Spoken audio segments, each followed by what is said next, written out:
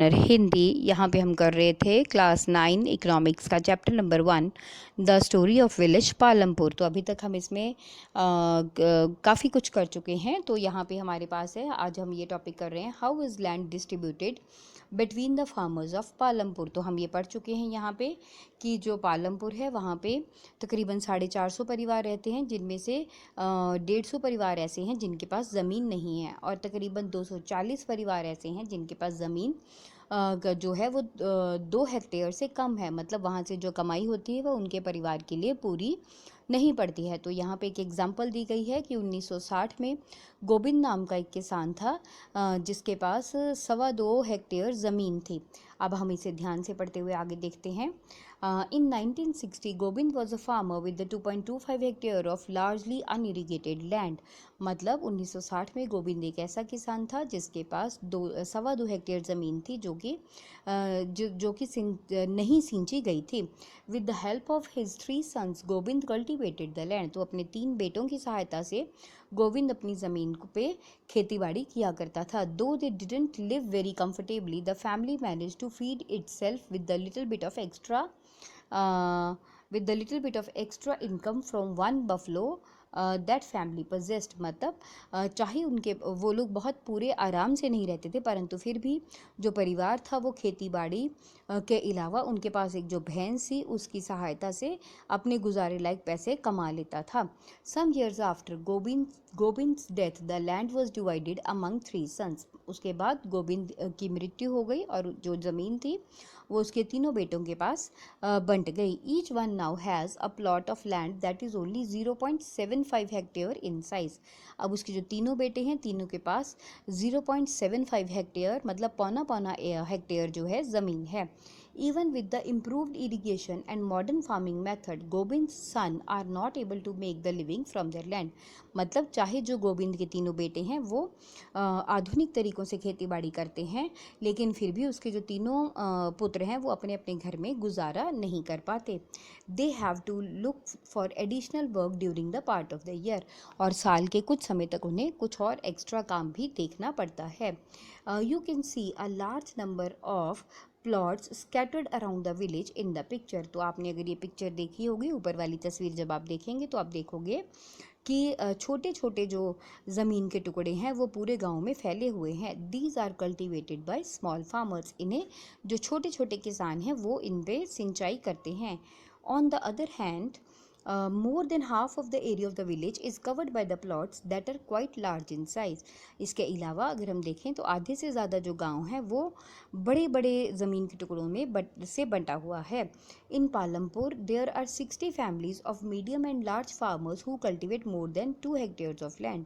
मतलब पालमपुर में 60 परिवार ऐसे हैं जो मध्यम या बड़े किसान हैं, मध्यम दर्जे के या फिर बड़े किसान हैं जिनके पास 2 हेक्टेयर से ज़्यादा ज़मीन है। Few of the large farmers have a land extended over 10 hectares or more। कुछ ऐसे किसान भी हैं जिनके पास 10 हेक्टेयर से भी ज़्यादा ज़मीन है।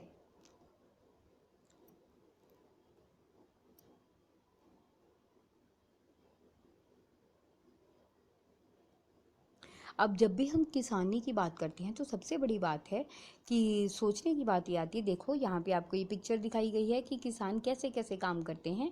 अलग अलग पिक्चर्स में से आपको ये बात क्लियर की गई है। अब यहाँ पे एक डिस्कशन का पॉइंट है कि in the picture 1.5 you can shade the land cultivated by small farmers. why do so many families of farmers cultivate such small plot of land। अब सोचने की बात है कि बहुत जो 2 हेक्टेयर से कम जिनके पास है, ये अगर हम देखें तो यहाँ पे आप देखो जो ग्रे सेक्शन है, ये वाला सेक्शन ये है जिनके पास 2 हेक्टेयर से कम की ज़मीन है। और मीडियम एंड लार्ज फार्मर्स मतलब वो लोग जिनके पास जो है एक तरह से 2 हेक्टेयर से ज़्यादा ज़मीन है, वो ये लोग हैं, ये वाले जो येलो सेक्शन वाले हैं। मतलब गांव की अगर हम जनसंख्या के हिसाब से देखें तो 20% ही लोग ऐसे हैं जिनके पास 2 हेक्टेयर से ज़्यादा ज़मीन है और 80% लोग जो है वो ऐसे हैं जिनके पास 2 हेक्टेयर से कम ज़मीन है। तो इस हिसाब से गांव में जो जितनी लोगों की संख्या है उसके हिसाब से उनके पास कम ज़मीन है खेती बाड़ी करने के लिए। अगर हम आगे देखें, who will provide the labour, सोचने की बात यह है कि जब खेतों में काम करना होता है तो काम करने वाले कामगार कहाँ से आते हैं। After land the labour is the necessary factor for production. अगर हम सबसे पहले लैंड के बारे में देखते हैं, उसके बाद लेबर है। अगर फैक्टर ऑफ प्रोडक्शन की बात करें, मतलब कौन सी चीज़ों से उत्पादन होता है, तो दूसरी चीज़ आती है labour.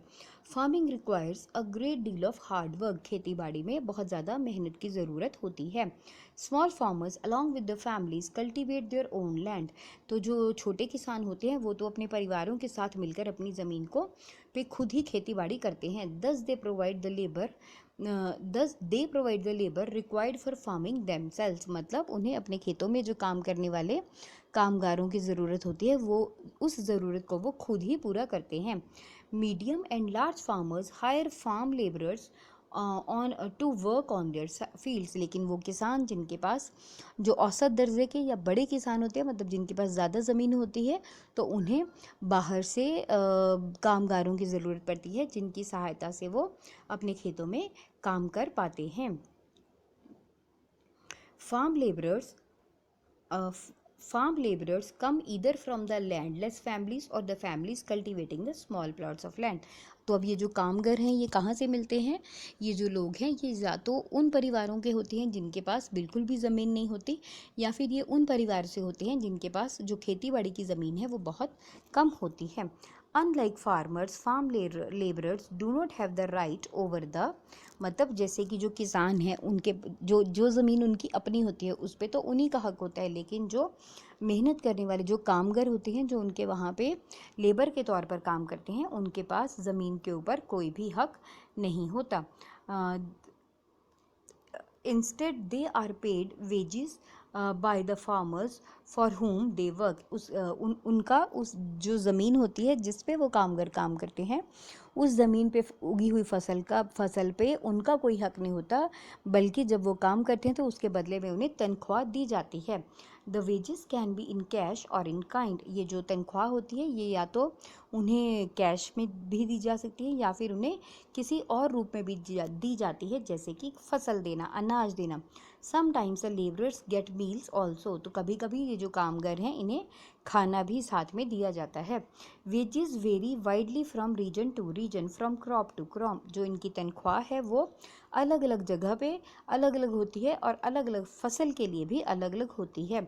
From one farm activity to another. और इसके अलावा जो उनकी तनख्वाह है वो उनके काम पे भी डिपेंड करती है, मतलब जिस तरह का काम वो करते हैं उसी हिसाब से उन्हें पगार मिलती है। There is also a wide variation in the duration of employment. इसके अलावा काम है उसके समय पे भी ये निर्भर करता है। अ farm laborer may be employed on a daily basis or for the particular farm activity like harvesting or for the whole year। मतलब जो कामगर है या जो लेबरर है हो सकता है कि उसे दैनिक तनख्वाह के बेस पे रखा जाए, मतलब एक दिन का काम किया और शाम को उसे पैसे दे दिए जाते हैं। और for a particular farm activity, या फिर ये भी हो सकता है कि उसे किसी खास काम के लिए जैसे फसलों की कटाई के लिए रखा जा सकता है। और फॉर द होल ईयर, या हो सकता है कि उसे पूरा साल ही वहाँ पे काम करने के लिए रखा जाए। Dala is a landless farm labourer who works on daily wages in Palampur. तो यहाँ पे दला की एक एग्जांपल दी गई है जो कि एक लैंडलेस फार्म लेबरर, मतलब एक ऐसा कामगर है जिसके पास ज़मीन नहीं है और वो दिहाड़ी के हिसाब से, मतलब दैनिक पैसों के हिसाब से गांव पालमपुर में खेतों में काम करता है। This means he must regularly look for the work. इसका मतलब ये है कि उसे हर रोज़ अपने लिए काम देखना पड़ता है। The minimum wages for the farm labour set by the government is ₹60 per day. मतलब सरकार के द्वारा एक कामगर का दैनिक दिहाड़ी जो है वो 60 रुपये पर दिन है। बट दला गेट्स ओनली 35 to 40, परंतु यहाँ पे उसको केवल 35 से 40 रुपये ही मिलते हैं। देयर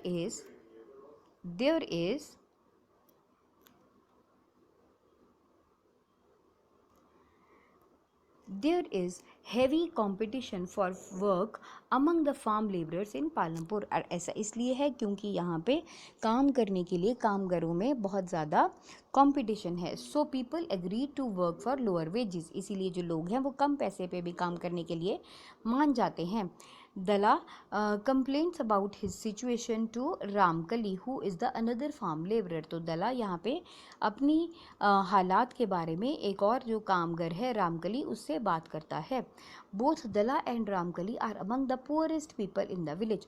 वो दोनों ही गांव के बहुत ज़्यादा गरीब लोगों में से एक हैं. The capital needed in farming. अब इसके बाद हमारी अगली ज़रूरत आती है पैसा.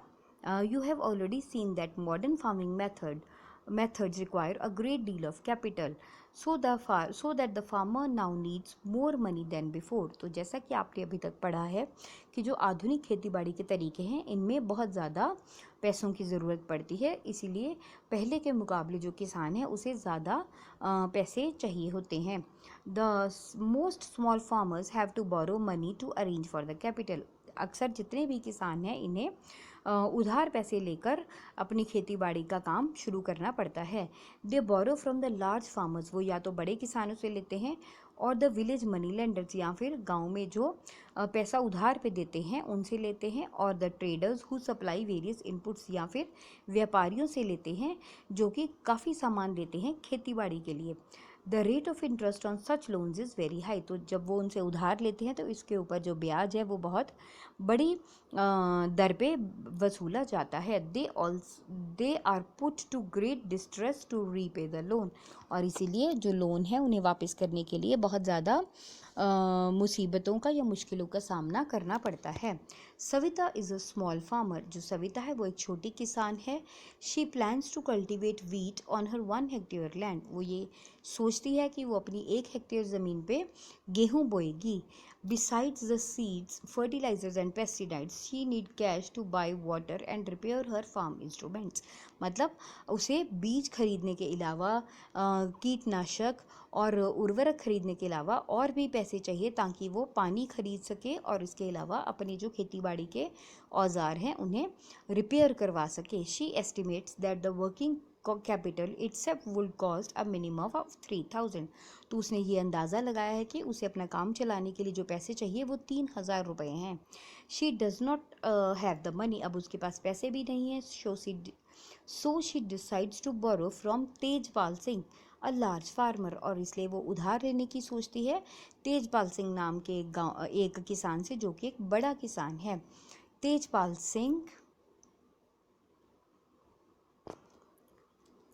Singh agrees to give Savita the loan at an interest rate of 24% for 4 months. मतलब जो तेजपाल सिंह है वो इस बार इस शर्त पे उन्हें सविता को पैसे देते हैं, उधार देते हैं ताकि वो 24% जो है ब्याज लेंगे उससे. फॉर 4 महीनों के लिए 24% ब्याज लेंगे, which is very high interest rate, जो कि बहुत ज़्यादा अधिक है. Savita also has to promise to work on his field as a farm labourer during the harvest season at ₹35 per day. इसके अलावा सविता को ये भी वचन देना पड़ा कि वो कटाई के मौसम में तेजपाल सिंह के खेतों में 35 रुपये प्रतिदिन दिहाड़ी के हिसाब से खेतों में काम भी करेगी. As you can tell the wage is quite low. आप यहाँ पे कह सकते हो कि सविता की जो तनख्वाह है वो बहुत कम है.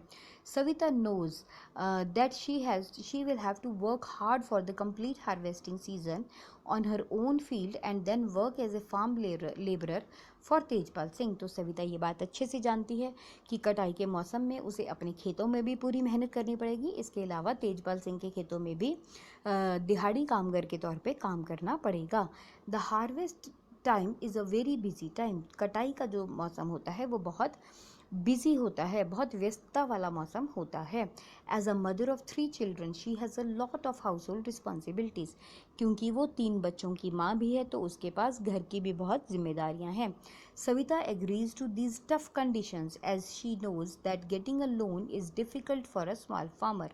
लेकिन फिर भी सविता इन जो सख्त निर्देश हैं, ये सख्त कंडीशंस हैं, इनके लिए मान जाती है क्योंकि वो जानती है कि खेतों के लिए जो छोटा किसान है उसके लिए लोन मिलना बहुत ही मुश्किल है.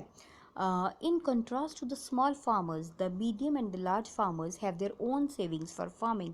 लेकिन अगर हम छोटे किसानों के मुकाबले औसत दर्जे के या फिर मध्यम दर्जे के और बड़े किसानों की बात करें तो उनके पास खेती बाड़ी करने के लिए पैसे जुड़े होते हैं. They are thus able to arrange for the capital needed. इसीलिए वो जितने पैसे चाहिए होते हैं वो उतने अपने पास अरेंज कर पाते हैं. How do these farmers have their own savings. अब सोचने की बात है कि इन किसानों के पास अपनी बचत के पैसे कैसे आते हैं. You shall find the answer in the next section. तो ये जो है अब हम अगले वीडियो में देखेंगे. आई होप बेटा यहाँ तक आपको अच्छे से समझ में आया. फिर भी कहीं कोई डाउट हो तो आप मुझे कमेंट सेक्शन में पूछ सकते हैं.